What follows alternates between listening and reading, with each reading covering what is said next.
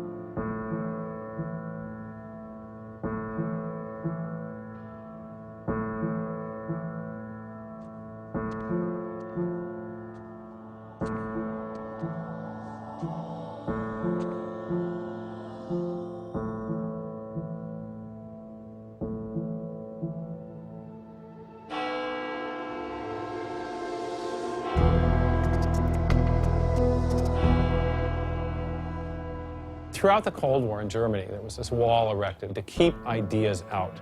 It was erected by people who held an ideology, that were afraid of a competition from other ideas that would come into their society. And what we're seeing happening in science today is very much like that. But I think that's just a strategy for protecting a failing ideology from competition. America didn't become the great nation that it is by suppressing ideas. It progressed by allowing freedom of speech and freedom of inquiry.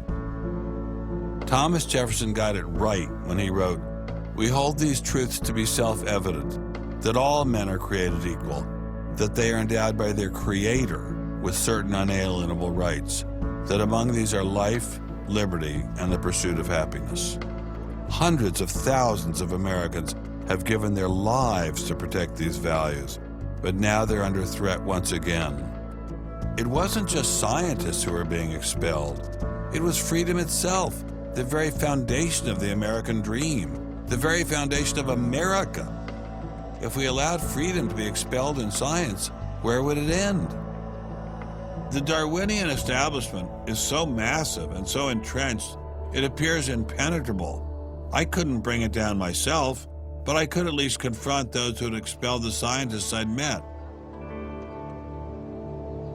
What would you say if you had Eugenie Scott sitting next to you? What would you say to her?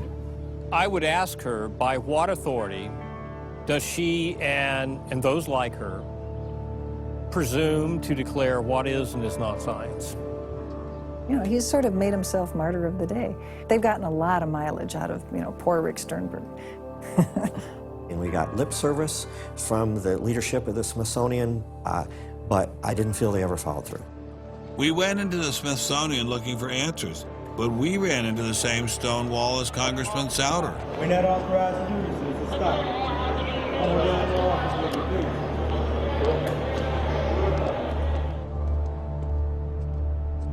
He said, nonetheless, you have to be disciplined, and I lost my job. We did get an interview with a spokesman from George Mason, but it was impossible to knock him off his script. Her contract was not renewed. It was simply not renewing her contract, which she's satisfied. Her contract was not renewed. It had nothing to do with the controversy of that topic of intelligent design. I have never been treated like this in my about 30 years in academia. We received a similar reception at Baylor University. They refused to admit that what had happened to Dr. Marks had anything to do with ID. Certainly the conversations I've had This has not, the intelligent design situation has not been the thrust of the conversation. It's a procedural issue, and that's the way we dealt with it. Funny, that's not how Dean Kelly put things in his original email to Dr. Marks.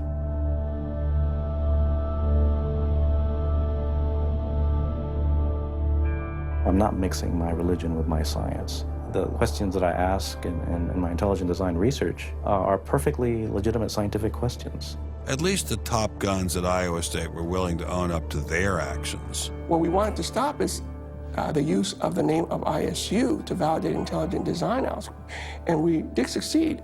I really think a lot of Guillermo. He's a great guy. So, I mean, that's why I'm kind of disappointed, all right, that he should have just left this alone. So, in my opinion, should have just left it alone. Dr. Hauptmann elaborated further on his great regard for Gonzalez. This is quoting an email from you to Mr. Avalos. You say, "Sometimes it is just best to ignore idiots," in reference to Guillermo. And then the religious nutcases should be challenged at every opportunity. Yeah, because, for example, you... in that case, I'm thinking more of, say, the creationist crowd who claims that God put all the animals on an ark and that's it, all right? That's where all of our animals came from today. That's crazy, okay? You shouldn't be insulting even children with that kind of thing. So these are the idiots, all right? They've always been around. They've always been around. Going after the perpetrators in each of these cases wasn't getting me anywhere. So I reconnected with Dr. Berlinski and Dr. Schroeder to see if they had any advice.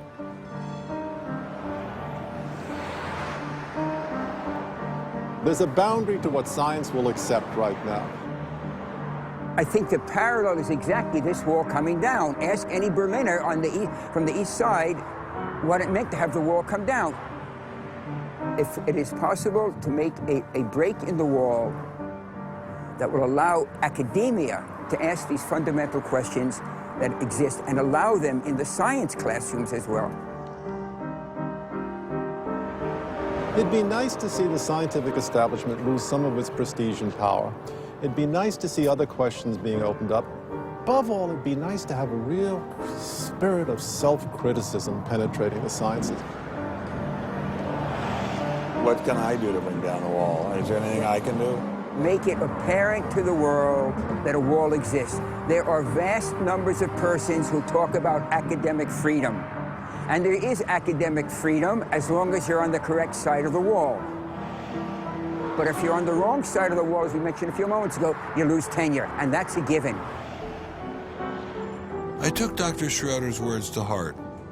Obviously, I couldn't take down the wall myself, but I could confront one of its modern architects.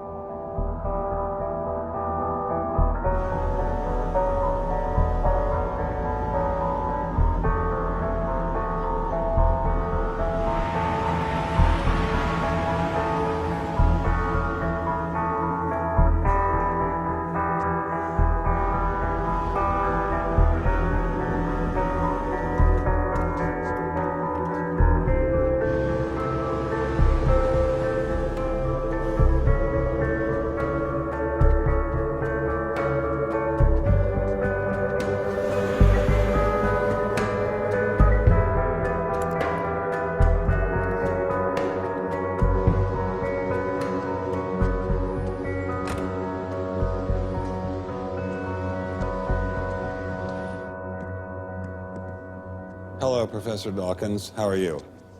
I'm Ben Stein. I'm so sorry to keep you waiting. How are you? Fine, thank you.